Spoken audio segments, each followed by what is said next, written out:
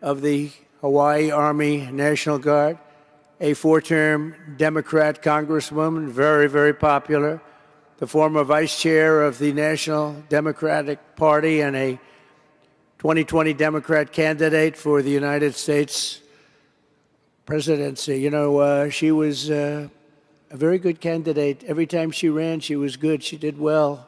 She decided to leave. She couldn't take it anymore, but she is very special. And I didn't know this, but she was a lieutenant colonel. That's not bad. Lieutenant colonel. Not bad. I didn't know that. You know, I just found out. I said, put it down.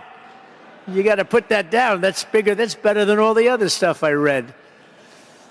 But no, she's a special person. She's got great common sense, great spirit. She loves our country, and she loves the people in this room. Tulsi Gabbard. Tulsi, please.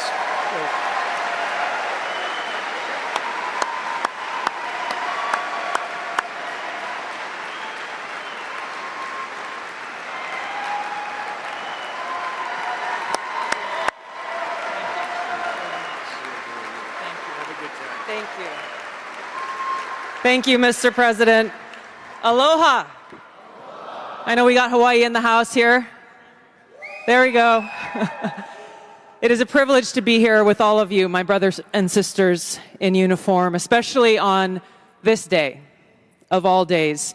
I had the privilege of joining President Trump this morning at Arlington Cemetery, where he joined two Gold Star families and loved ones of Staff Sergeant Hoover and Sergeant G, both of whom were two of the 13 killed in the Abbey Gate attack 3 years ago today in Kabul. And I can tell you, as we were there, as he laid a wreath at the tomb of the unknown soldier, joining these Marines' loved ones, I felt the sorrow that he shared with them in their loss. I felt and saw his sincere appreciation for these servicemen and women who paid the ultimate price and their loved ones who continue to grieve to this day. This is personal for me, as I know it is for so many of you here. This is real. It's not just words. I first deployed to Iraq in 2005 with the Hawaii Army National Guard as a member of Charlie Med.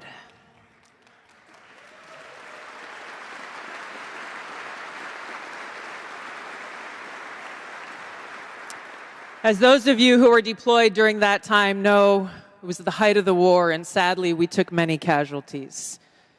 And every day we were confronted with that high human cost of war and that sadness as we boarded the plane when we left, that we were leaving some of our brothers and sisters behind, only to lose others when we got home to suicide. So I mean what I say when I share with you that I know that President Trump understands the grave responsibility that a president and commander-in-chief bears for every single one of our lives. Whether you're a soldier, you're an airman, a Marine, sailor, or a coastie, he keeps us in his heart in the decisions that he makes. We saw this through his first term in the presidency, when he not only didn't start any new wars, he took action to de-escalate and prevent wars.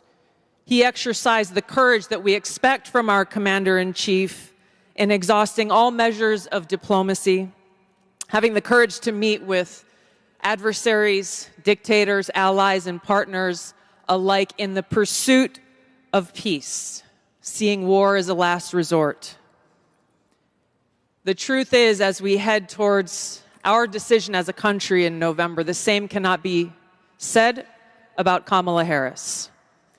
In fact, the opposite is true, and we're living through this reality today as this administration has us facing multiple wars on multiple fronts and regions around the world, and closer to the brink of nuclear war than we ever have been before.